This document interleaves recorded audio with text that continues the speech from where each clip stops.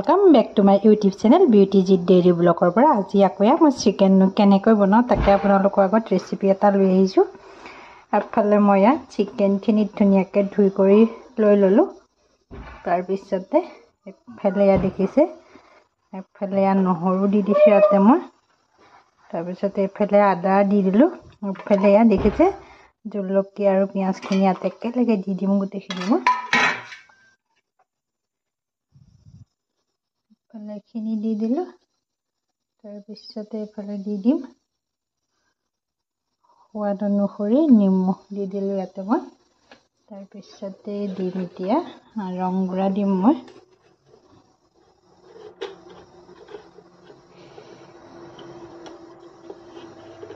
খেলতে এটা হাতে মোবাইল ধৰি কৰিবলৈ বৰ অসুবিধা হয়। তাৰ পিছতে এফালে ৰং গুড়া মই দি দিলো। খিনি থৈ দিলো ইয়াতে। অকমান জিৰা পাউডাৰ দিম ইয়াতে। চেনিটো একদম অকমান দিছো। তাৰ পিছতে অকমান ইয়াতে ৰেড চিলি পাউডাৰ ব্যৱহাৰ কৰিম মই। কালাৰটো কাৰণে ইফালে মই জলকীয়া দি দিছো ইয়াতে ধুনীয়াকৈ। তাৰ পিছতে ইফালে দৈ আছে, দৈ অকমানো দিম ইয়াতে মই। বেছি নিদিওঁ, 2 চামুচ মান দি দিম ইয়াতে। ইফালে দৈ দিলো 2 চামুচ। তাৰ পিছতে ইফালে খিনি হৈ গ'ল। তাৰ পিছতে ইয়াতে মিঠাতেল দি দিলো। এইখিনি ধুনীয়াকৈ মই অলপ সময়তে মেৰিনেট কৰি পেলাই থৈ দিম 15-20 মিনিট মান সময়। আজি বোলো অকণমান বেলেগ ষ্টাইলত বনাওঁ। সদায় এনেকৈ খাই থাকোঁ মছলা চছলা নিদিয়াকৈ, নহয়নে বাৰু? আজি অকণমান গ্ৰেভি টাইপৰ বনাম আচলতে মই। এইখিনি ধুনীয়াকৈ মই মেৰিনেট কৰি 15-20 মিনিটৰ কাৰণে ঢাকোন লগাই থৈ দিম। তাৰপিছত আকৌ লগ পাম। এইফালে মই কেৰাহীত একদম তেল কমাই দিছোঁ এতিয়া, কাৰণ মই মাংস তৎক্ষণি দি থৈছিলোঁ। ইয়াতে অকণমান চেনি দি দিলোঁ মই।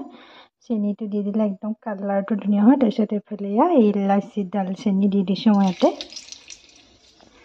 দি পেলাই মাংসখিনি যিখিনি ধুনীয়াকৈ মই মেৰিনেট কৰি থৈছিলোঁ এইখিনি ইয়াতে বহাই দিম।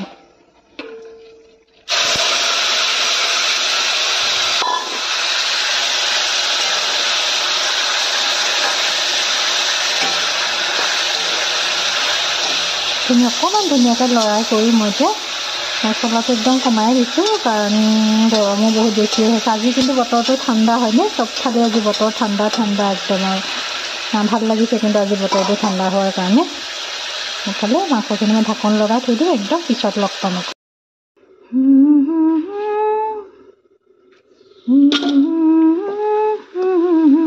এফালে পাপৰো ভাজি দিছোঁ লগতে মই, কাৰণ মাংস হ'লে পাপৰকণ হ'লে খাই একদম বহুত টেষ্টি লাগে, নহয়নে বাৰু? এফালে মই পাপৰখিনি ভাজিলোঁ। এফালে মোৰ পাপৰ ভজা হৈ গ'লগৈ ধুনীয়াকৈ। এফালে মই দালি বনালোঁ।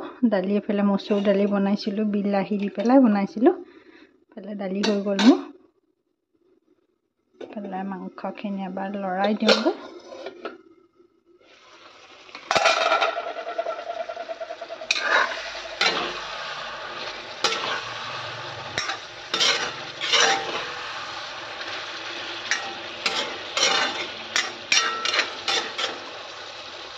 অকণমান গ্ৰেভি টাইপৰ বনাই পেলাই থৈ দিম আজি মই।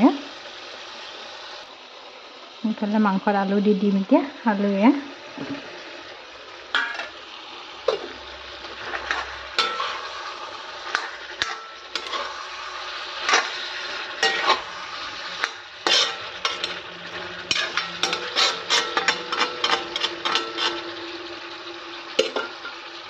ঢাকন লগাই থৈ দিম আকৌ।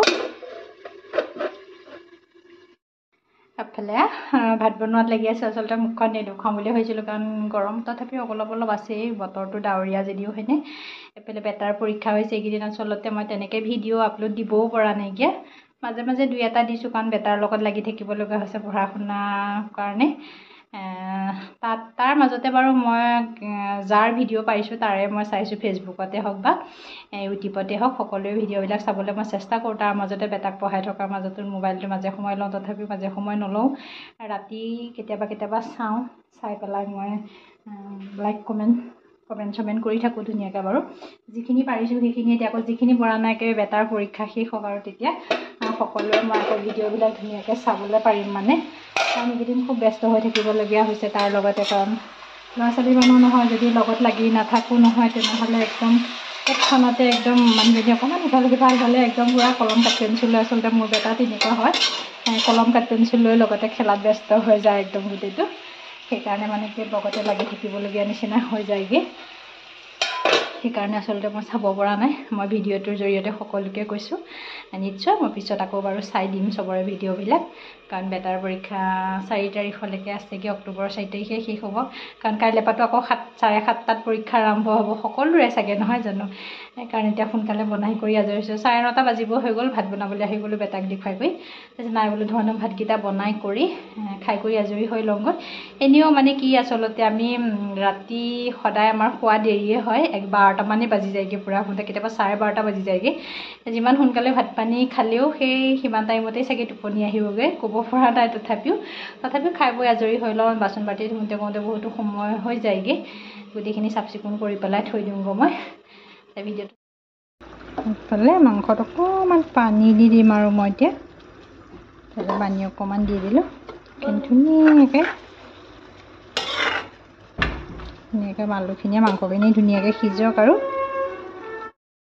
এফালে মোৰ মাংস নমাব হৈ গ'লগৈ, একদম ওচৰতে দেখুৱাইছে, মাংস হৈ গ'লগৈ। এনেকৈ আচলতে গ্ৰেভি টাইপতে বনাই থৈ দিলোঁ মই অকণমান।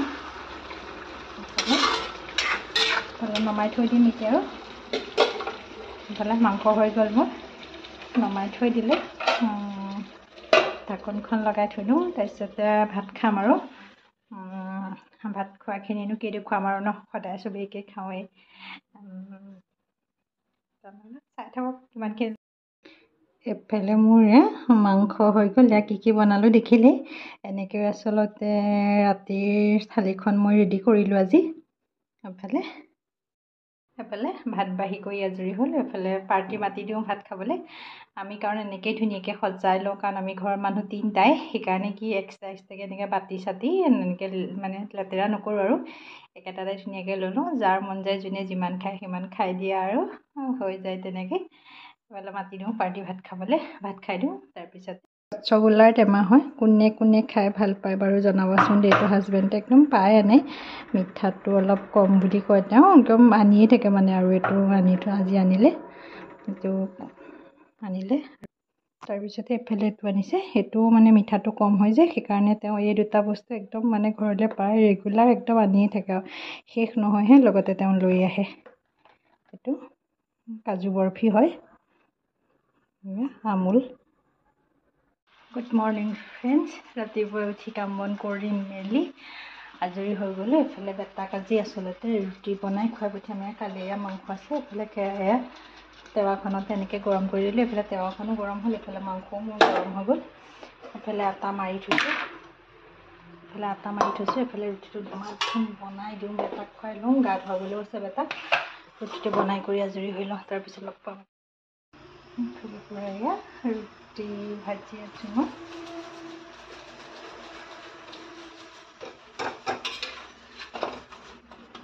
ৰাতিপুৱা টাইমখনত বহুত দিগদাৰ হৈ যায় ন, লৰালৰিকৈ মানে কাম বন কৰি মেলি।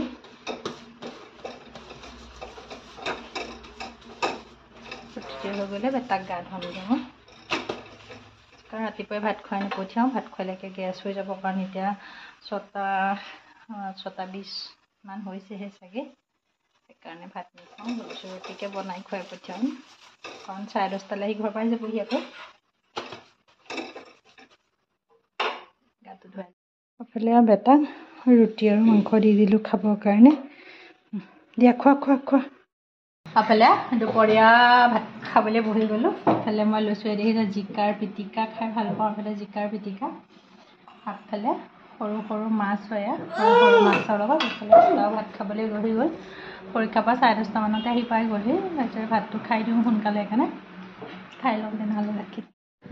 দুপৰীয়া ভাত পানী খাই পেলাই অকণমান জিৰাই পেলাই বোলো সন্ধিয়া সময়ত আকৌ চাহৰ কাৰণে কিবা এটা বনাওঁ, কাৰণ সন্ধিয়াটো কিবা এটা খাবই লাগিব, কাৰণ ভাত এইকেইদিন সোনকালে খাই থকা হৈছিলে। কি বনাম এনেকৈ ভাবি থাকোঁতে তাৰপিছত বোলো নাই আলু ভাজোঁ, আলু এটা ভাজিলোঁ বেটা আৰু মোৰ কাৰণে।